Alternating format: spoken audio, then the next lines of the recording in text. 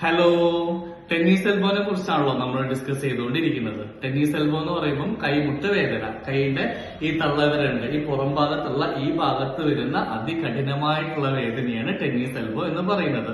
ഇത് എന്താണ് tennis elbow എന്ന് പേര് വരാൻ കാരണം എന്നൊക്കെ നമ്മൾ കഴിഞ്ഞ വീഡിയോയിൽ പറഞ്ഞിട്ടുണ്ടായിരുന്നു. ആ വീഡിയോ കാണാത്തവര് ആ വീഡിയോ ഒന്ന് കാണുക.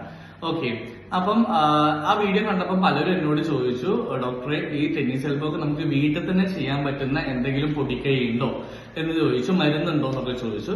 അപ്പം ഒരുപാടുണ്ട്, മരുന്നുകൾ ഒരുപാടുണ്ട്. അപ്പൊ നിങ്ങൾ ഇന്റേണലി കഴിക്കേണ്ട മരുന്നുകൾ ഒരു ഡോക്ടറെ, ഒരു ആയുർവേദ ഡോക്ടറെ തന്നെ പോയി കണ്ട് സമീപിച്ച് അങ്ങനെ ഇന്റേണലി കഴിക്കാം. പുറത്ത് ചെയ്യാൻ പറ്റുന്ന നല്ല റിസൾട്ട് ഉള്ള ഒരു പൊടിക്കൈ ഞാൻ പറഞ്ഞുതരാം. ഇത് എന്റെ പേഷ്യന്റിനൊക്കെ ഞാൻ ചെയ്തു നോക്കിയിട്ട് നല്ല റിസൾട്ട് കിട്ടിയിട്ടുണ്ട്. ഞാൻ പറഞ്ഞല്ലോ, ആ ടെന്നീസ് എൽബോ എന്ന് പറയുമ്പോൾ ഇവിടെ ഒരു മസിൽ ഉണ്ട്, എക്സ്റ്റൻഡഡ് കാർപ്പി റേഡിയാലിസ് ബ്രെവിസ് എന്നാണ് ഈ ഒരു മസിലിന്റെ പേര്. ഈ ഒരു മസിലും നമ്മുടെ ബോണും തമ്മിൽ കണക്ട് ചെയ്യുന്ന ആ ടെൻഡന് വരുന്ന ഏതെങ്കിലും തരത്തിലുള്ള ഡാമേജ് അല്ലെങ്കിൽ ഇൻഫ്ലമേഷൻ ആണ് ഈ ഒരു ടെന്നീസ് എൽബോ അല്ലെങ്കിൽ കൈമുട്ട് വേദനയ്ക്ക് കാരണമാകുന്നത്. അപ്പം ഈ ഒരു റെമഡി ചെയ്യുന്ന സമയത്ത് ഡാമേജിലേക്കൊക്കെ പോയിട്ടുണ്ടെങ്കിൽ നമുക്ക് എത്രത്തോളം ഈ ഒരു റെമഡിയുടെ വലിയ റിസൾട്ട് ഉണ്ടാവില്ല. എന്നാലും തുടക്കമൊക്കെയാണ്, ചെറിയൊരു ഇൻഫ്ലമേഷൻ ആണെങ്കിൽ ഈ റെമഡി ചെയ്തിട്ടുണ്ടെങ്കിൽ നല്ല രീതിയിൽ വ്യത്യാസം ഉണ്ടാവും.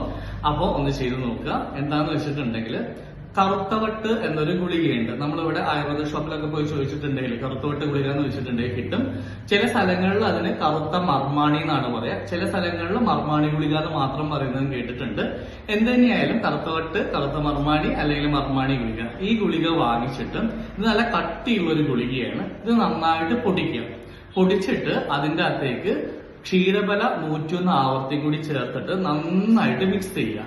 എന്നിട്ട് ഈ ഒരു ലേപനം നമ്മളുടെ കൈയിന്റെ ആ ഒരു കൈമുട്ടില്ലേ, അതായത് ഈ തള്ളവിരലിന്റെ ഭാഗത്ത് വരുന്ന ആ ഒരു കൈമുട്ടിന്റെ അവിടെ ചുറ്റിലും അപ്ലൈ ചെയ്തിടുക. ദിവസം ഒരു 2 നേരം വെച്ചിട്ട് ഒരു 2-3 ദിവസം അപ്ലൈ ചെയ്തിട്ടുണ്ടെങ്കിൽ തന്നെ നല്ല രീതിയിൽ ആ വേദനയ്ക്ക് ഒരു വ്യത്യാസം ഉണ്ടാകും.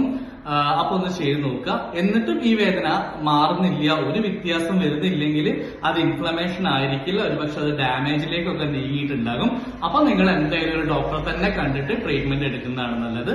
എന്തായാലും തുടക്കക്കാരൊക്കെ ആണെങ്കിൽ ഈ ഒരു സംഭവം ചെയ്തിട്ടുണ്ടെങ്കിൽ ടെമ്പററി അല്ലെങ്കിലും പെർമനന്റ് അല്ലെങ്കിലും ടെമ്പററി ആയിട്ടുള്ള ഒരു റിസൾട്ട് നിങ്ങൾക്ക് ഉണ്ടാകും. Thank you.